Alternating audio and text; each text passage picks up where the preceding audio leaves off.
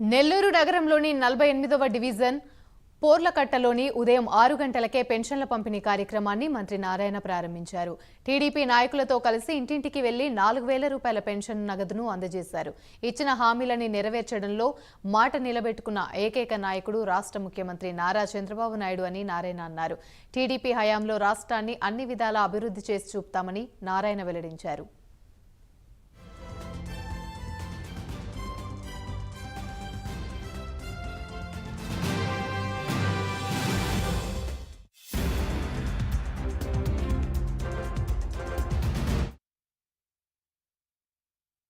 $68,64,000 మందికి ఈరోజు పెన్షన్స్ ఉదయాన్నే 6 గంటలకి అన్ని కాన్స్టిట్యున్సీస్లో ఈరోజు ప్రారంభించారు.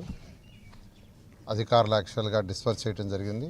దాంతో రాష్ట్ర మంత్రులు, ఎమ్మెల్యేలు, ప్రజాప్రతినిధులందరూ ఈరోజు పాల్గొన్నారు. నేనైతే ఈరోజు 48వ డివిజన్, ఇది పొల్లుకట్ట ఏరియా అంటారు.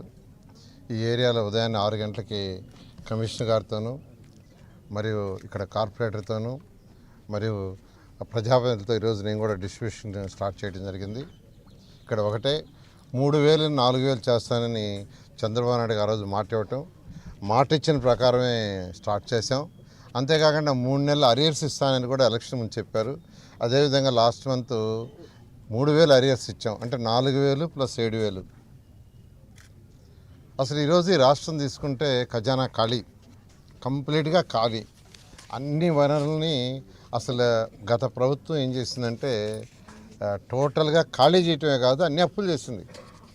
ఏ డిపార్ట్మెంట్ తీసుకున్నా, ఏం తీసుకున్నా అన్నీ ఈరోజు అప్పులు ఉన్నాయి. అసలు గవర్నమెంట్ బిల్డింగ్స్నే తాకట్టు పెట్టేశారు. విశాఖపట్నంలో అయితే యాక్చువల్గా సర్క్యూట్ భవన్ అంటారు, అంటే గెస్ట్ హౌస్, దాన్ని కూడా తాకట్టు పెట్టారు. రాష్ట్రంలో ఉన్న అన్ని బిల్డింగ్స్ని తాకట్టు పెట్టి ఈరోజు అప్పులు చేసి రాష్ట్రాన్ని అప్పుల పాలు చేశారు. అయితే ఈరోజు మా ముఖ్యమంత్రి నారా చంద్రబాబు నాయుడు ఆయనకున్న అపార అనుభవంతో ఈరోజు ముందుకు తీసుకుపోతున్నారు రాష్ట్రాన్ని.